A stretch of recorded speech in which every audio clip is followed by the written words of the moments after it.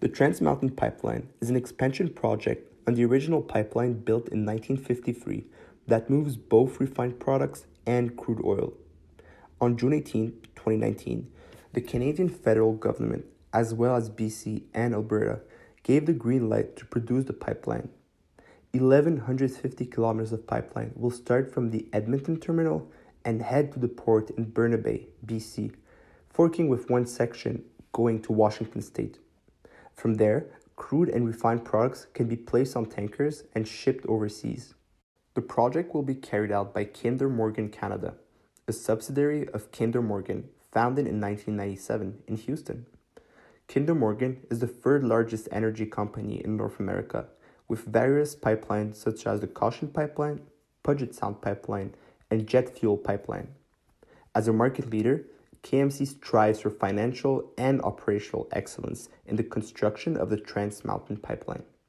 The project will begin by sourcing high-quality steel with specific chemical and material properties. To prevent future leakage or wear, the pipelines are pressure tested to an optimal pressure. Along the proposed route, environmental protection plans have been developed and further field studies are conducted to mitigate the impact. Along with Kinder Morgan, major oil producers such as BP, Husky Energy, and Cenovus will be able to expand to new markets worldwide. The expansion of the Trans Mountain Pipeline would allow for the capacity of transported crude oil and petroleum products to increase from 300,000 to 890,000 barrels per day. As a result, the number of oil tankers traveling through the Burrard Inlet is expected to increase sevenfold, and the pipelines serve as a gateway to access new markets. In 2018, the federal government purchased the pipeline project from Kinder Morgan for $4.5 billion. Despite economic advantages, there has been some opposition to the expansion from environmentalists and First Nations. However, the expansion will go ahead with full approval, as the Federal Court of Appeal dismissed a challenge to it by BC First Nations affected by the expansion on February 4, 2020. Construction on the expansion began in early December 2019 in Edmonton, and expansion work on ports in Burnaby, BC has also begun. The Trans Mountain expansion is expected to take around 3 years to complete, with a completion date in mid-2022. Upon its completion, the federal government intends to sell the pipeline back to the private sector. The expansion of the Trans Mountain Pipeline has proven to be a dividing issue amongst Canadians. One group that is frequently linked to the pipeline project is the First Nations. The media portrayal of some First Nation response to the pipeline construction created the impression that all Indigenous people are opposed to the project development. However, this is not true. Some First Nation believe that involvement in the pipeline project would force a fundamental socio-economic change between the First Nation and Canada. Some believe that this project would help the First Nation people to be integrated in the Canadian fabric.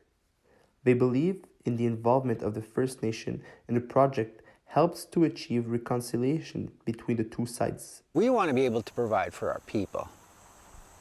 I don't want Ottawa providing for our people. Just stay in Ottawa and do your Ottawa thing. Here, if you want to conduct business, you should be dealing with the band office. For others, however, the pipeline expansion project is seen as an ecological disaster. It increases the risk of spills, deteriorating the environment and endangering the population. The National Energy Board has recorded 11 spill cases involving Trans Mountain pipelines between 2008 and 2015. Crude oil is composed of hydrocarbons, and a study by Deepwater Horizon suggested that spillage will result in dozens of VOC being released in the atmosphere. Similar concern is raised by some First Nations regarding their water supply. The biggest concern is protecting our sole source of drinking water for the membership of the Coldwater Band. In the end, for some, the pipeline is regarded as a promising business opportunity, but for others, it is a disaster that is about to happen. Currently, there's another pipeline under construction. It is the Coastal GasLink pipeline, which would run 670 kilometers in the province of British Columbia. The pipeline aims to transport liquid natural gas from Dawson's Creek to an LNG Canada facility near Kitimat, where the oil would then be exported to global markets. The pipeline would have to pass by traditional native lands of various First Nation people, including the Wet'suwet'en people. Before initiating construction of the pipeline, the permission of 20 elected leaders of indigenous bands was obtained. However, those elected leaders did not consider the wishes of the hereditary chiefs of the Wet'suwet'en. Various indigenous advocate groups have protested the pipeline by blocking rail lines in BC, Ontario, and Quebec, causing a widespread CN rail shutdown and causing a massive disruption in Canada's rail network. Via Rail says it's been forced to cancel 157 passenger trains because of protests on the tracks, disrupting travel for 24,000 people. And today, CN Rail said it's been forced to shut down parts of its network of freight trains. This disruption has cost millions to the Canadian economy. These demonstrations have created questions such as, who speaks for the Wet'suwet'en people? Will the RCMP get involved in the protest and go into their land? And what is the future of the pipeline? As of today, there have been various arrests and the situation is not close to being resolved.